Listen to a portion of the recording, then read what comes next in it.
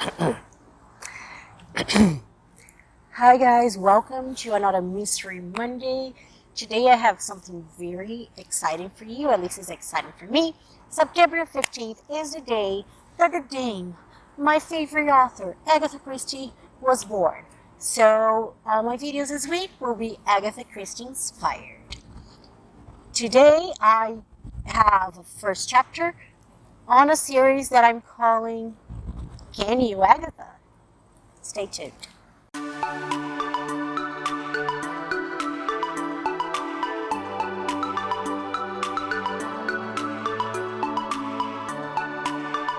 Hi guys, a while ago I asked people on social media what their favorite book tropes were, and all I said was that was for a video I had planned. And alas, today the day has come and this is the video. So I'm starting a new series called Can You Agatha, in which I challenge myself to find books with the prompts that you give me.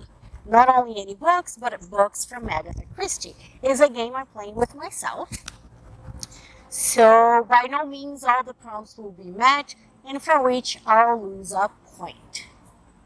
So the only people that answer my trope question were Stasia at Reader C and Ashley of Fiction and Fantasy. Thank you so much. You really, with some of your favorite tropes, it took a lot of brain power for me to try to figure it out and come up with a book that can meet the prompt and I can recommend without spoiling. But I'll get to the hardest one when we get to it. I just want to thank you so much for helping me make this video, and for everyone else, if there's any type of character, trope, plot, or anything book related that you want to challenge me to find that in an Agatha Christie book, let me know in the comments below or on Twitter, Instagram, whatever. I'm looking for more challenges for my episode 2. So for this one, you can see them, they love romance and fantasy. So I had to adapt slightly. Some of the prompts, I'm sorry if because of your vagueness, I went a little bit off the beaten path, but it is what it is. I found it. Stasia said that one of her favorite tropes is travel/vacation. I read between the lines, and I know that's for romance, but I found one of my favorite Agatha Christie books that is set somewhere else and involves vacation. Everybody in the book is vacationing, and that's Evil Under the Sun. So if this is a Poirot book, and if you're not familiar, every time he goes on vacation, murder tends to follow him. This is no different. So he's this idyllic hotel, everybody seems to have fun, and then as everybody is adjusting, this very beautiful woman walks in, a femme fatale, Arlena Stewart. She's the kind of woman that every man wants to be with her, and every woman looks for a reason to not like her. So she's kind of the catalyst, and tension is running high. But then on the next day, the vacation takes a turn when Arlena's body is found face down on the beach, strangled. Everybody at the hotel is a suspect, and we go from there. Next, I have one of Ashley's favorite trope, morally gray or hero to villain arc. This was one of the ones that was really hard to guess because there are some obvious choices, but I cannot name the book because it'll be spoiler if you put two and two together.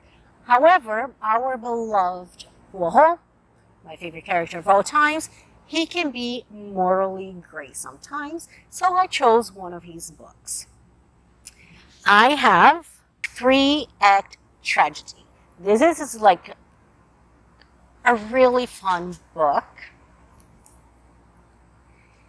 And it has, I think, one of the most ingenious twists, in my opinion. I don't hear many people talk about it, but in it we have Sir Charles Cartwright. He's this actor who loves throwing parties, and one day he invites 13 people, wink wink, and everybody is having the time of their life until cocktails are served, the vicar takes a sip, and falls dead. What's There's more, like his spidey senses are on.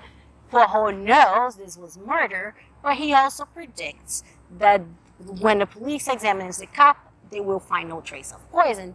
Lo and behold, he was right. So he starts to put his little gray cells to try to come up with a motive. Who could have killed the vicar, one of the most beloved people at the party? Because once you have the motive, you get closer to figure out who it could have been. Next, we have a forced proximity trope that was recommended by both Stager and Ashley. Okay. The next three tropes that I'll try to Agatha were recommended for both of them. Again, I know that they meant these mostly in romance, so like I'm stretching it a little bit, but not too much. And for this, I'm recommended the man, you can't even see what it is, the man in the brown suit. This is one of Agatha's more romance heavy, so I'm eating the trope. And it's also very underrated. I don't hear enough people talk about it. Anne is one of my favorite, cheekiest, delightful characters that Agatha has written. She's a strong female character, but she's also like funny. And this is more one of those books that I don't like from Agatha. It falls on the almost spy-ish kind of things. But in it we found Anne. She has been recently orphaned and she puts her life, she reflects on her life and realizes she hasn't really done anything. So she wants to live a big adventure, okay? You know that saying, careful what you wish for? Well, someone should have told her that. Because it all starts when Anne is, just doing everyday things, going on the tube, and then she sees a man fall on the live tracks. He dies. Someone says, hey, I'm a doctor. And the doctor comes, examines the body, pronounces him dead, and leaves. But as the doctor is leaving, he drops a paper. And the paper says 17.1, 22, Kilmorton Castle. And thinks it's weird, but thinks nothing of it. The next day, a body of a ballerina is found at that exact location, which happens to be a vessel. Anne is very curious, so what does she do? She hops on the cruise. Not only after she gets in the cruise, and I forgot to say that not only the ballerina was murdered, her diamonds were stolen. Now Anne is on a cruise, and before long, many strangers will try to strangle her. I think she bit more than she could chew. Everything goes from there. She's determined now, because her life is at stake, to figure out what is going on and who the faceless killer, known only as a colonel, is found. We have other characters. Obviously, we'll have her romantic interest. And we also have another character that will show up in other books, mainly Poirot books in the future. I'm not going to tell you who his name is, because then you're going to automatically discard him as a suspect. So that's it. Because of her quest to find the colonel, she's involved with a few other people that she doesn't know she can trust, but she chooses to trust. One of them is going to be her romantic interest, and because they are everywhere, that proximity is kind of forced. They don't really like each other, And it goes from there. So I know I stretched it a bit, but out of her books, this one is the closest to forced proximity that I could find, and there is romance, so there's that. Another trope that I both Ashley and Stage love is enemies to lovers, which I don't blame them. When I read romance, that was my favorite as well. And for that trope, I have Death on the Nile.